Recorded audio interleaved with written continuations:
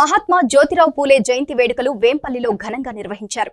Congress party నాయకుల ఆధ్వర్యంలో జరిగిన ఈ కార్యక్రమంలో ఆయన సేవలను స్మరించుకున్నారు. ఈ సందర్భంగా రాజ్యసభ మాజీ సభ్యులు కాంగ్రెస్ పార్టీ రాష్ట్ర media chairman doctor Narreddy Tulasireddy మాట్లాడుతూ పూలే గొప్ప సంఘ సంస్కర్త, సామాజిక విప్లవ జ్యోతి అని కొనియాడారు. అస్పృశ్యత నిర్మూలన, స్త్రీ విద్య ప్రోత్సాహం, అణగారిన వర్గాల అభ్యున్నతికి ఆయన చేసిన కృషి అపారమని పేర్కొన్నారు. భార్య సావిత్రిబాయి పూలేతో కలిసి తొలి మహిళా పాఠశాలను స్థాపించడం చారిత్రాత్మకమని గుర్తు చేశారు. పూలే జీవితం ప్రతి ఒక్కరికి ఆదర్శమని, ఆయన చూపిన మార్గంలో నడవాలని పిలుపునిచ్చారు. మహాత్మా జ్యోతిరావు పూలే గారు ఒక కారణ జన్ముడు, ఒక చరిత్రాత్ముడు, ఒక చరిత్రకారుడు, ఒక సంఘ సంస్కర్త, ఒక సంఘ సేవకుడు, ఒక సామాజిక ఉద్యమ జ్యోతి. స్త్రీలకు విద్య ఎందుకనే రోజుల్లోనే స్త్రీ విద్యా వ్యాప్తి కోసం కృషి చేసినటువంటి ఒక సంఘ సంస్కర్త.